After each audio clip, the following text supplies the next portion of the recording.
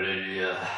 오늘도 새날을 주신 우리 하나님께 감사하면서 이 시간 새벽 기도 시간 주신 말씀 은혜 받겠습니다. 창세기 강해설교로 48장 3절 말씀부터 드리겠습니다. 요셉에게 이르되 이전에 가나안 땅 루스에서 전능한 하나님이 내게 나타나 복을 허락하여. 이 말씀은 루스가 바로 베델인데, 루스는 그 땅의 원래 이름이고 베델은 야곱에 붙여준 이름입니다.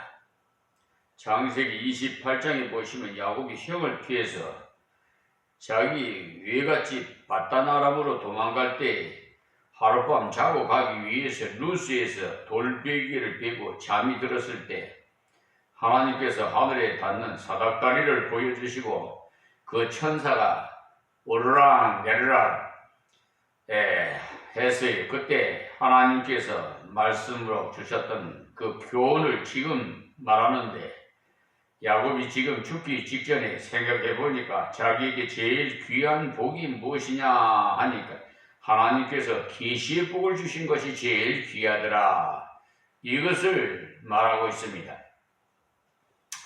그러니까 하나님께서 당신의 뜻을 열어 보여주시는 것, 그것이 제일 귀한 복이더라는 거죠. 왜냐하면 하나님의 뜻은 죄인에게 긍휼을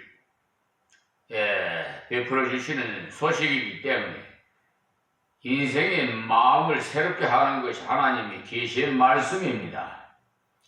그러므로 우리가 살아가는 중에 돈 잘 벌리는 것도 좋고 자식 잘 되는 것도 좋지만 하나님의 뜻을 알아서 돈도 바르게 벌고 하나님의 뜻을 알면서 자식을 바르게 키우고 해야 하는 것이지, 자기가 자기 임의대로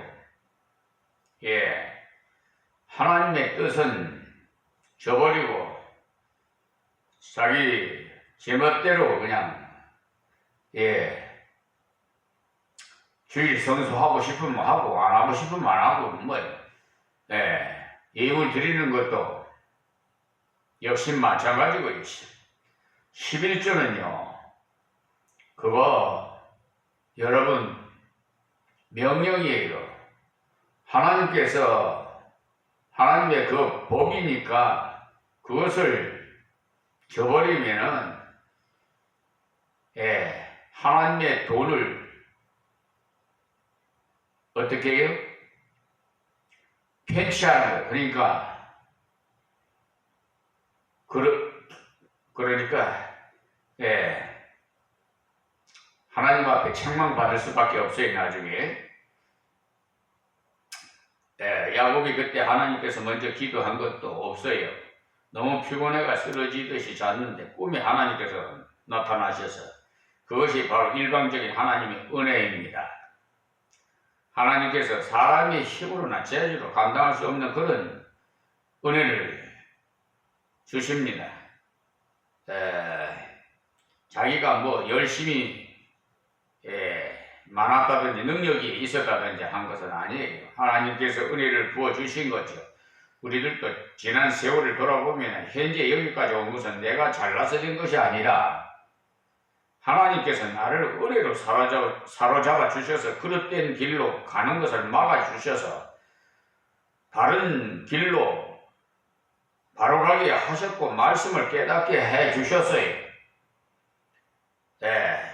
심지어 찬송을 통해서도 은혜되게 하셨으니 그것이 다 하나님의 큰 은혜 아닙니까? 그래서 야곱에게도 하나님의 그 은혜가 그렇게 크니까 요셉 너도 항상 하나님의 은혜를 사모하며 살아라는 것입니다. 그때 전능한 하나님이 내게 나타나, 왜 전능한 하나님이 나타나셨을까요? 그때 야곱이 제일 약할 때, 우리가 가장 낮은 곳에 임할 때, 여러분 사방을 둘러봐도 다 깜깜하고 문제가 해결되지를 않고 답답할 때가 여러분 있지요. 그 답은 기도입니다. 기도가 답이에요.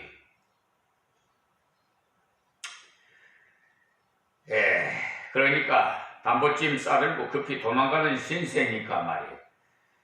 그 먼 천리나 되는 길을 혼자 가야 하니까 인간적으로 생각하면 너무나도 외롭고 자신이 너무 약해 보이죠. 그럴 때 하나님께서 나타나셔서 나는 전능한 하나님이라 이렇게 말씀으로 나타나셨어요. 그 때문에 나의 연약과 그 부족을 깨달을 때일수록 나만 들여다보지 마시고 나를 돌아보시는 하나님이 어떤 분이신지, 나와 같이 하시는 하나님이 어떤 분이신지를 살피면서 우리는 이 험악한 세상에서도 담대하게 걸어가시기 바랍니다. 야곱은 그런 귀한 은혜 받은 것을 아들 요셉에게 가르쳐 주는 것 아닙니까?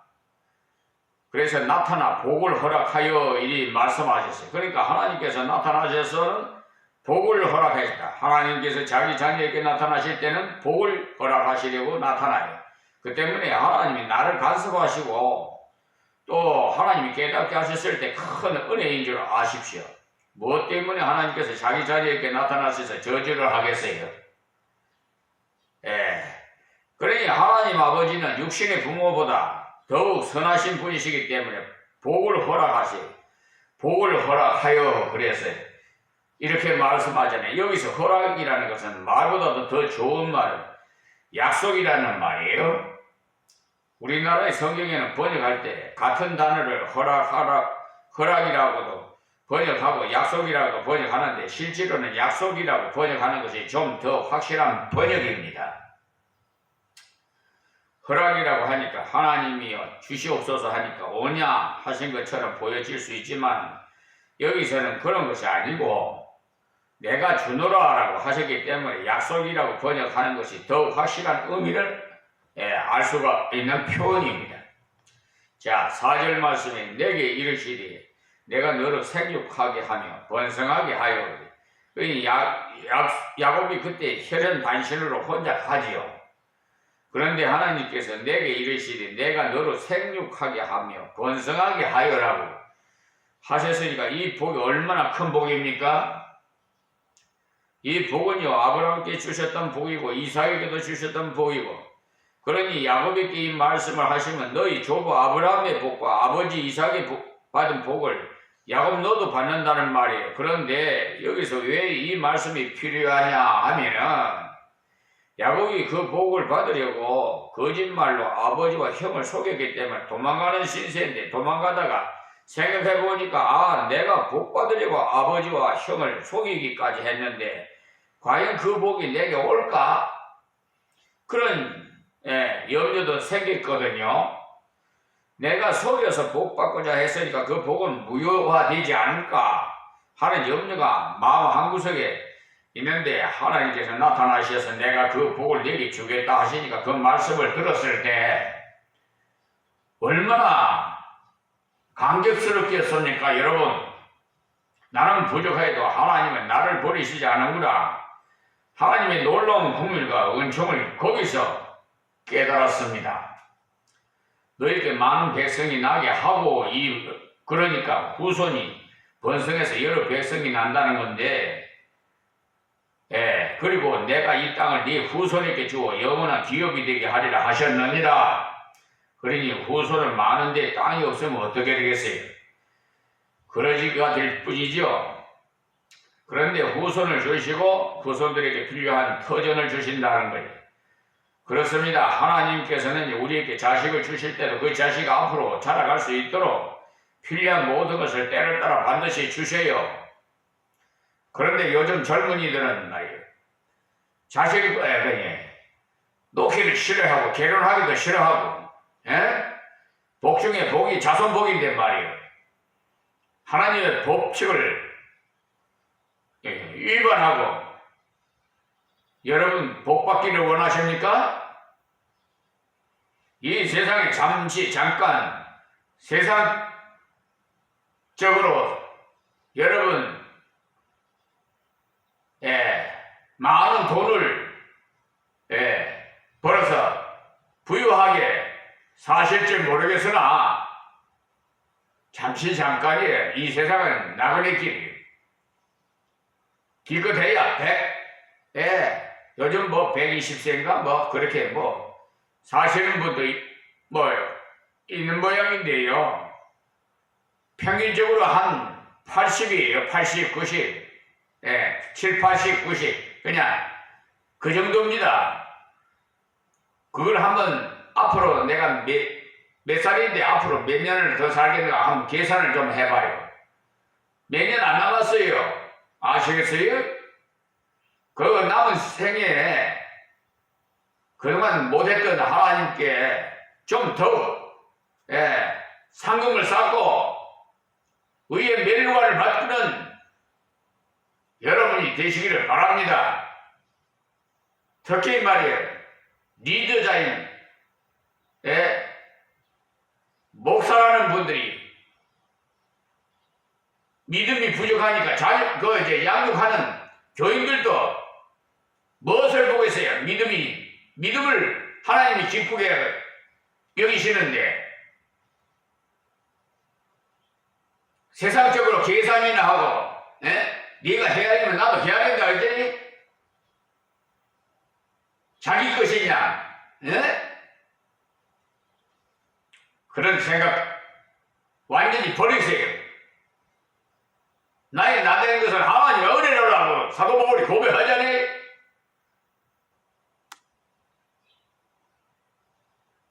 여러분들이 그리 리더자가 말이에요. 강단에서 설교를 하면 그 설교가 그 목사님의 생활에 행위에 그대로 보여줘야 돼. 도둑질 하지 말라네. 도둑질 하고는 도둑질 하지 말라고 설교할 수 있어요? 더러운 성추행하고 가늠하지 말라고 하면 그 설교가 권위가 있겠습니까 여러분? 저 여자를 보고 흠모만 해도 가늠이에요. 왜 그런 줄 압니까? 죄는 마음에서부터 일어나거든요. 1차로 마음, 2차로 행동으로 나타나요. 하나님께서는 우리의 생각까지도 다 감찰하고 계신다는 사실을 여러분 아신다면 그런 생각 못해요.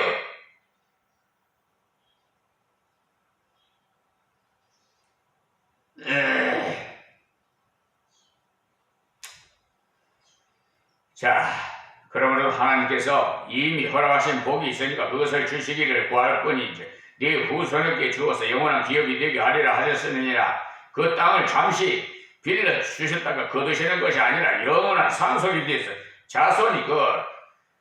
자손에게로 계속 내려가겠다는 거예요. 그러니까 자기를 그곳에다가 묻어야 하고 요셉도 그곳으로 돌아가야 한다는 거예요.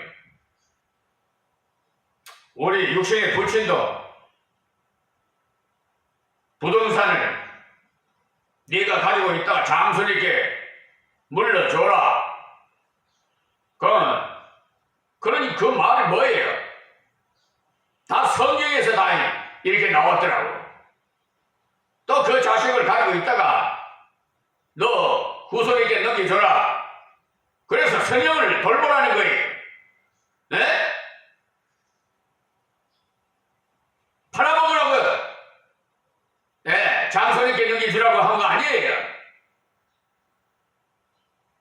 제가 그것을 팔아먹을까봐, 팔아버릴까봐, 내가 가지고 있다가 장손에게 줘라 이렇게 하잖아요. 그런데 못된 자식들은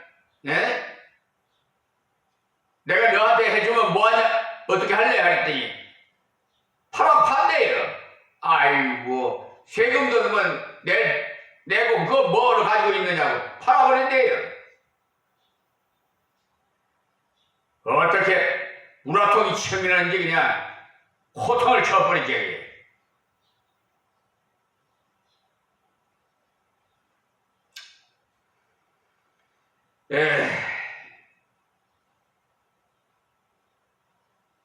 무조건 시키는 대로 하라는 것이 아니고 이런 놀라운 복을 거기에서 주셨으니 이 복을 받기 위해서라도 가난으로 돌아가야 되지.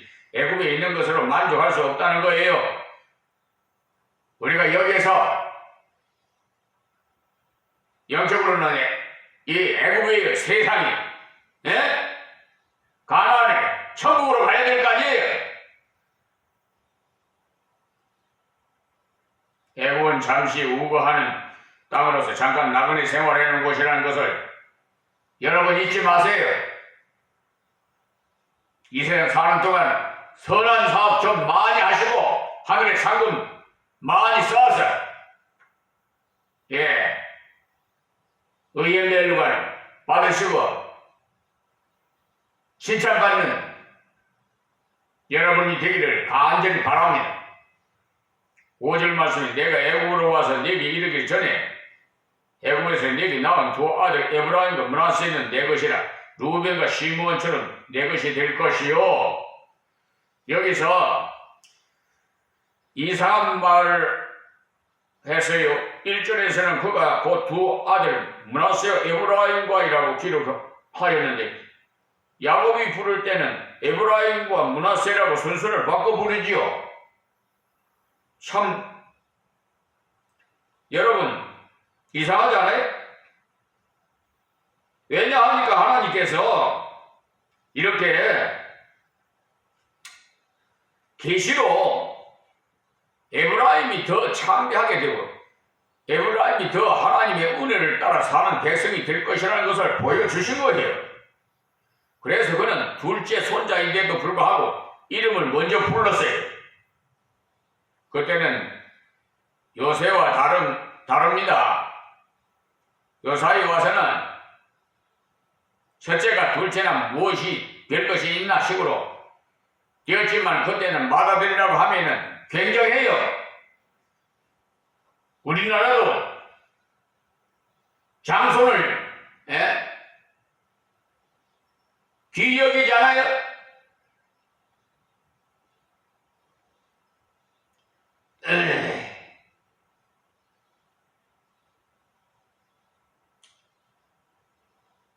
그때는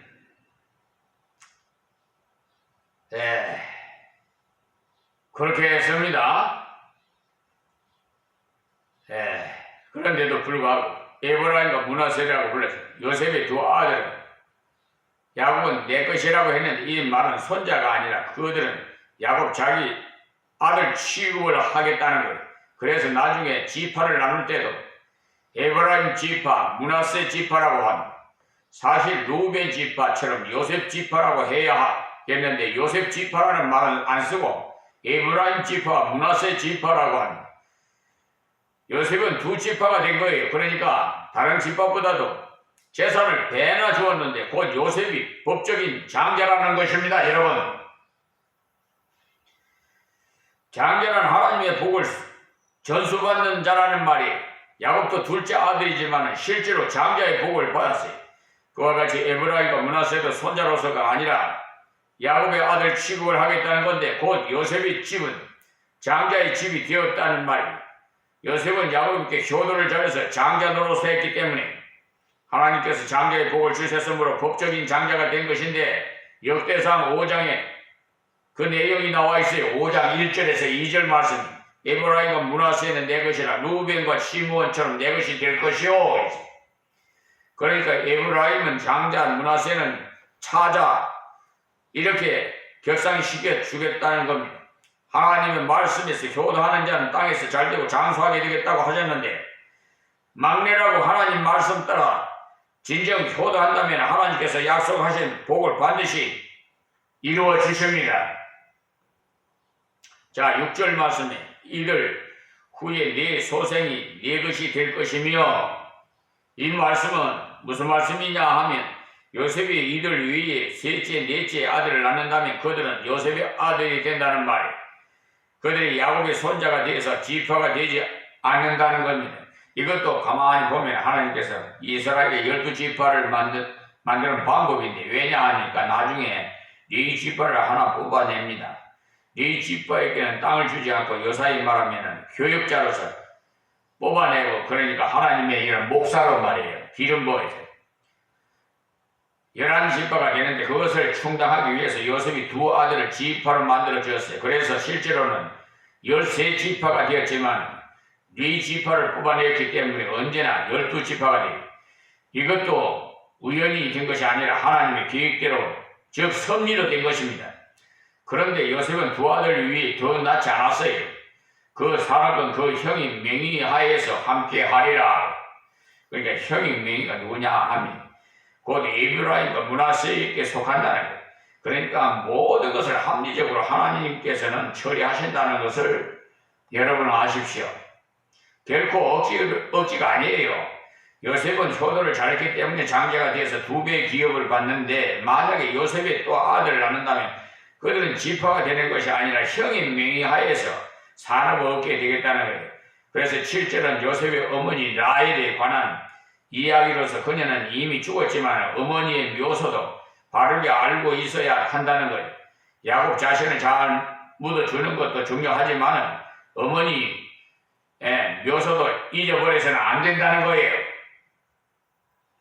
그러므로 효도하는 아들에게 더욱 이치에 맞는 효도를 바르게 할 수 있도록 했어요. 저는 하나님의 은혜로 가족묘지를 여기저기 막 그냥 예전에는 명당 자리를 찾아서 그냥 묘지를 선조들의 묘지를 썼지만, 그래서 한번 벌초하려든지 묘지를 참배하려면 하루 가지고는 안 돼요. 2, 3일 정도 걸려요. 그러니까 가정묘지로 그냥 한 군데 그냥 다 이장 예배를 드렸어요. 아마 이장 예배 드린 목사님들 있을 겁니다만은 참 저는 많이 했습니다. 자, 다음 7절에 내게 관하여는 내가 이전에 바단에서 올 때 라헬이 나를 따르는 노중 가나안 땅에서 죽었는데 그곳은 에브라까지 길이 오히려 격한 곳이라 내가 거기서 그를 에브라 길에 장사하였느니라. 여기 에브라는 곧 베들레헴이다. 여기서는 나를 따르는 노중이라고 되어 있지만 어떤 번역에서는 나를 위하리라고 되어 있어요. 라헬이 죽었는데 야곱 자기를 따르다가 죽었다는 겁니다. 그때 라헬은 친정 아버지를 피하여 가나안에 와서 세겜에 살다가 베델을 거쳐서 이삭이 있는 곳을 갔는데 만삭이 된 몸이지만 야곱의 말을 거역하지 않고 빨리 따라가다가 난산을 했어요. 그것도 노중에서 난산을 했는데 야곱이 그때를 회상하면서 내가 너희 어머니한테 너무 무심하게 행했다. 내가 잘못했다. 그때는 그래서 특별히 자기를 따른 일을 강조하는 겁니다. 너희 어머니가 죽게 된 것은 내가 잘 돌보지 못해서 그렇게 되었으니 너는 그 어머니의 묘소라도 잘 돌보아 드리라는 거지. 그런 부탁을 위해서 어머니에 대하여 이야기를 해줍니다. 내가 거기서 그를 에브라 길에 장사하였느니라. 야곱이 이삭에게도 가는 길목에서 어쩔 수 없이 장사를 지내게 되었는데 그 에브랏을 나중에는 베들레헴이라고 부르는데 그곳에서 예수님이 탄생하셨지 않습니까, 여러분? 그러니까 자기를 장례하러 갔을 때 어머니 무덤도 보고 알아놓을 뿐만 아니라 돌보고 돌아보라고 부탁을 잘했어요. 요 정도 말이에요. 선영들의 묘지를 돌아보는 사람이 몇 퍼센트나 될까요? 세상에 그냥 추석 명절 중추절이나 되면 외국으로 구경 가는 일이라고 아주 그냥 항공사 그냥 아주 그냥 예약이 불티나고 공항이 아주 그냥 혼잡하더라고요. 참 주님이 오실 날이 가까우니까 하나님의 그 법칙도 다 질서도 다 그냥 혼란스럽게 되어가고 있어요.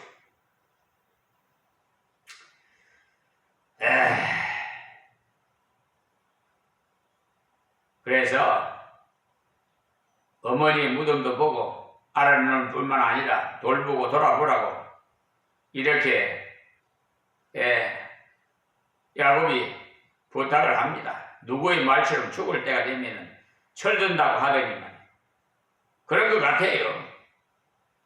자기가 세겜 사람들을 피해서 도망올 때 배가 부른 아내의 입장을 생각지도 않고 급하게 자기 가자 하면서 재촉함으로써 길에서 난산으로 죽은 것을 생각하니 너무 마음이 아파서 요셉에게 그 어머니의 묘소라도 잘 돌봐줄 것을 부탁했는데 야곱은 끝까지 모든 가족에 대해서 매인 것을 풀어서 다 정리한 후에 하나님께로 갔습니다. 자기가 할 수 있는 모든 일을 다 마치고 하나님께로 갔다는 거죠. 하나님 주신 사명을 모두 완성하고 갔다는 거예요. 이 사실을 볼 때 우리도 기도하고 준비하면서 하나님 앞에 갈 때 모든 것을 잘 감당하고 가시기 바랍니다. 칼빈 같은 분도요, 돌아가시기 전에 모든 것을 정리하고 갔어요. 야곱도 모든 것을 정리하되 일찍 세상을 떠난 부인에 관해서까지 다 말해주고 돌아가셨습니다. 성도는 누구나 끝까지 자기 사명을 잘 감당하되 자식의 사명을 잘 감당해서 효도를 끝까지 해야 하고 부모의 사명을 다해서 자식들에게 교훈과 축복과 격려를 바르게 해줘야 합니다.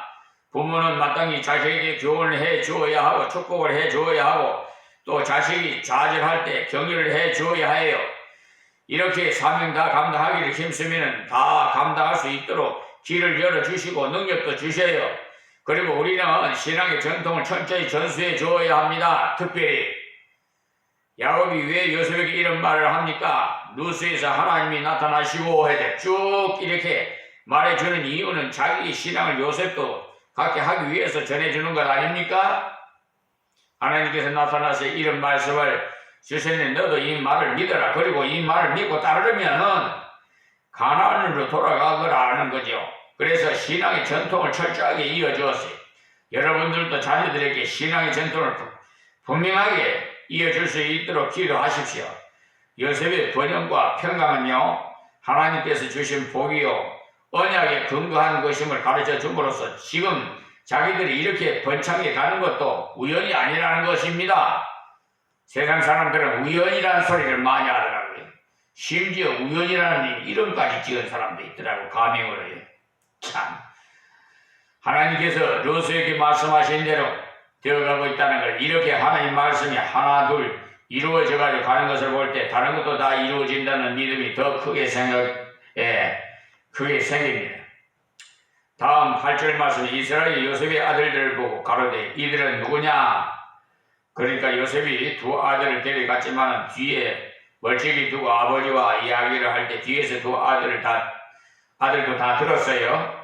그런데 야곱이 그때 나이가 너무 많아서 눈이 어두워진 거로 사람이 와 있는 것 같은 느낌을 받았어요. 그래서 요셉에게 지금 내가 너한테 특별히 복을 빌어주려고 하는데 지금 누가 너희 옆에 와 있느냐? 이렇게 물었어요.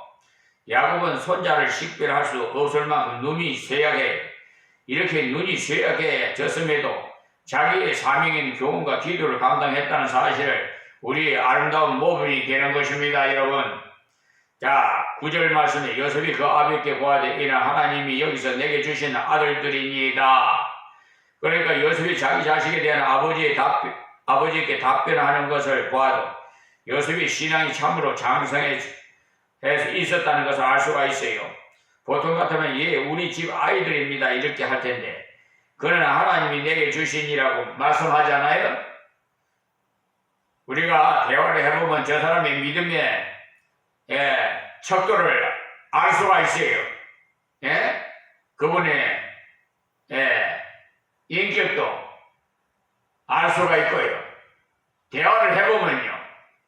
그래서 며칠 전에 어느 목사님과 대화를 해보니까 무슨 계산한 대출 따로 오면 이거 그걸 돈으로 사 먹으면 또 되는 걸 여기 와서 따라와서 이렇게 해서 자기 공개를 받고 이런 걸 계산적으로 그거 벌써 들어보면 알잖아요. 세속적인 자기의 유익이 타산을 계산한단 말이에요. 우리는 믿음의 사람들은 그런 계산을 하면 안 돼요. 예? 그래서 그때 즉시 그냥 판단을 하게 된 거예요. 하나님께서. 예? 계산을 해야 된다고 해야 된다고 그랬어요. 그런 사람 복 못 받아요. 임시 잠깐 어떻게 교회 부흥이 돼서 뭐 어떻게 됐는지 모르겠습니다만 하여튼 오래 못 갑니다. 잠시 잠깐이고 하나님 앞에 섰을 때 칭찬보다도 오히려 책망을 더 많이 받을 거예요. 하나님 법칙은요, 거저 받았으니 거저 주라 그래요. 예? 그냥 적극적으로 믿어버리는 거예요. 예. 목사님 기도해 보십시오 하면 기도하시고, 하나님 음성을 들어가지고,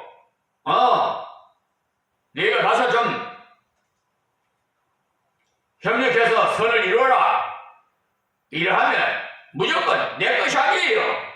다 어려움에 있으면 그것을 해결해주고 하면 하나님께서 그냥 있겠어요? 무슨 세상적으로 무슨 계약서를 쓰고 이런 거 필요 없어요. 그건 믿음이 불신자들이나 그렇다 하시기로 하지.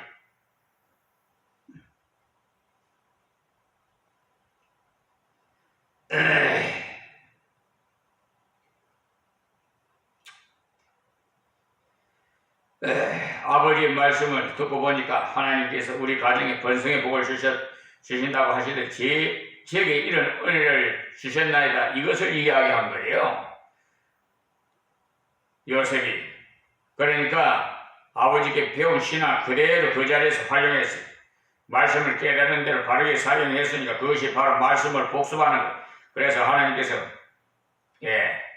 내게 주신 아들이라고 신앙적 표현을 했습니다. 자녀까지도 하나님의 선물이에요. 내 자식들이 아니에요. 착각하지 마세요. 하나님 맡긴 자녀들이지, 하나님 아들이지.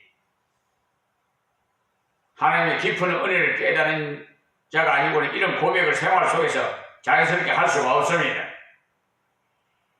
오늘 여기서 말씀드렸습니다. 하나님 고맙고 감사합니다. 주신 말씀 듣는 자마다 복이 되게 하시고 변화받게 해주시고 이방인들도 다 주 앞에 나와서 회개하고 천국 시민이 될 수 있도록 구원해 주시옵소서. 예수님의 이름으로 기도합니다. 아멘.